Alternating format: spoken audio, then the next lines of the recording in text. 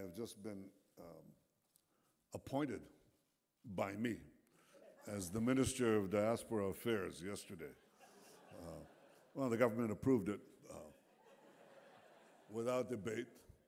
So I intend to pass money from that office to the purpose of protecting Jewish communities from the rising scourge of violent anti-Semitism, and therefore that money will pass, and it's overdue.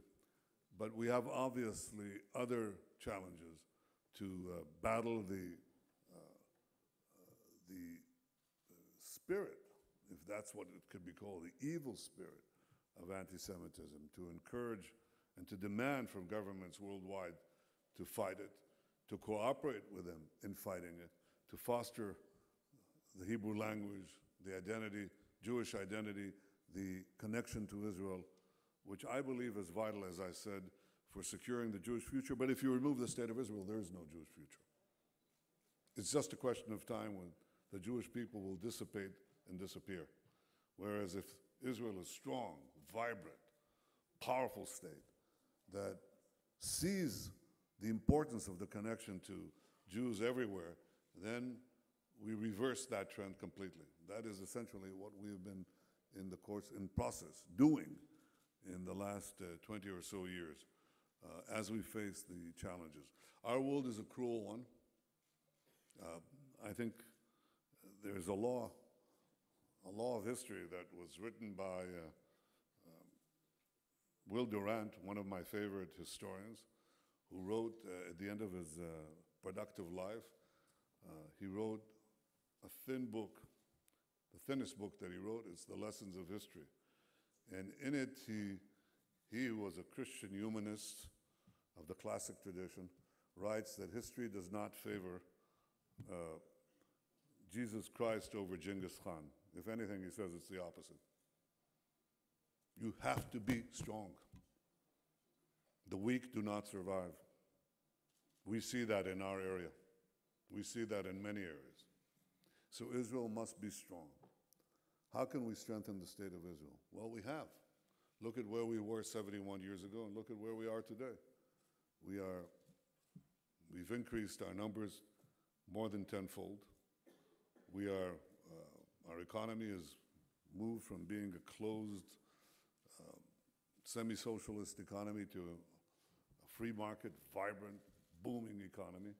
And I'm very proud that I've had something to do with it. We've expanded the reach of our scientists, of our researchers, of our artists.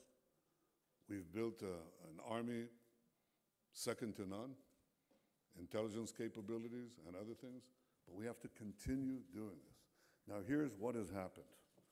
We've made Israel a free market society that was involved with many, many reforms, about 60 major reforms. It necessitated the shedding of political blood, mine mostly, okay? Many reforms. And the result has been the growth of Israel's economy. Our per capita income now exceeds Japan's. And probably within a year or two will exceed that of Great Britain and France as well. So we are moving. Our problem is not per capita income. Our problem is capita. But you got that. That's the number of people you have. Because that's what produces GDP. But happily there too, Israel's population is growing. It's the only Western population, in many cases, the only population, with the exception of Africa, that is growing so rapidly. And it's growing across the board, secular and Orthodox alike. So we have a growing population, a growing per capita income. And what did we do? We reformed the Israeli economy, really big reforms that began in 1996 when I lifted all the reforms of the constraints on international currency. Can you imagine? You couldn't get out of Israel with more than $1,000. You couldn't come in and keep the money. You'd have to go through the Bank of Israel. If you wanted a Newsweek subscription, remember Newsweek? There used to be something like that. Newsweek. You'd have to get a Bank of Israel clerk to give you authorization to take out dollars to buy a Newsweek subscription. Who the hell? Never mind. Who would want that? But if you did, you'd have to go through that harangue.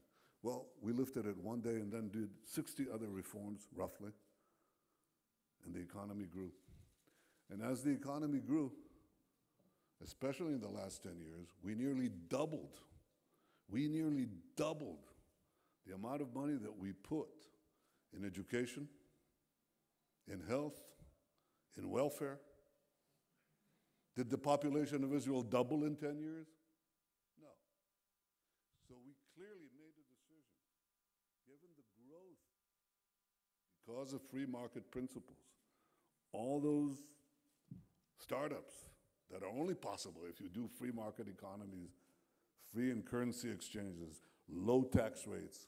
Who would be here if you had 65% tax rates? That's what we had before we did these reforms, okay? We got all that money and we put it in the sectors that Israel was yearning for.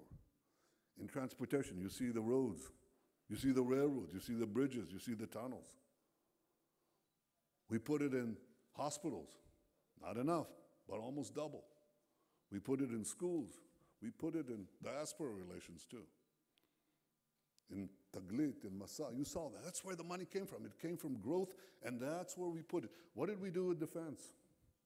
You know? It grew. Of course it grew, but a lot less. Now, why am I telling you all this?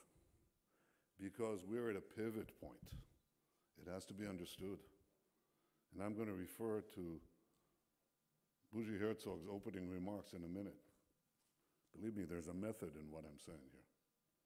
You know that. We put the money there because we had proper defense. And as the civilian budgets grew, the defense grew very slowly. And as a percent of GDP, it went down. It went down. Our GDP grew, but our expenditures remained roughly the same. Well, we can't continue that way. We are faced with an evil empire. It's called Iran. Iran seeks to destroy Israel. It says so openly. It works for this incessantly. Iran wants to develop nuclear weapons. It's transgressing on its agreement and commitment. Iran wants to develop precision-guided missiles that can hit any target in Israel within 5 to 10 meters. It's doing that. Iran wants to use Iran, Iraq, Syria, Lebanon, and Yemen as bases to attack Israel with statistical missiles and precision-guided missiles. That is a great, great danger. To ward off this danger, we have to do two things. First, we must unite, because in the face of danger, we unite. This is not a spin. This is not a line. This is a real thing that is happening as the power balance in the Middle East changes. We must be strong. And to be strong, we have to be united as a people, united in spirit, united in our quest to secure the future of the Jewish state and the Jewish people. But to be strong, you have to be strong militarily. And to be strong militarily, we have to shift now money from the civilian areas to the military areas. That is very hard to do. You can do it in a time of crisis,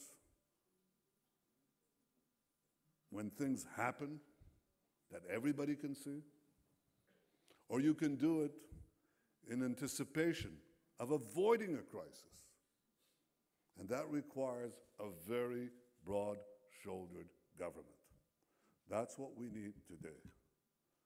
We will have to change our priorities now, because the first thing we must do is ensure the security and safety of the Jewish state.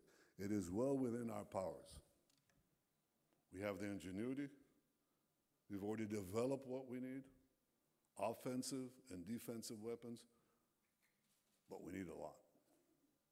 We enjoy the friendship of the United States in a solid alliance, but always we remember the principle that I enunciate time and time again during every year of my tenure as Prime Minister.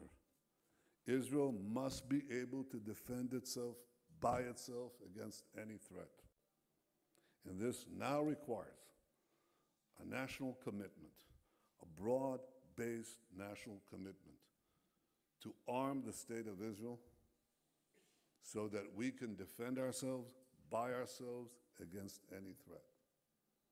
So we need a national unity government.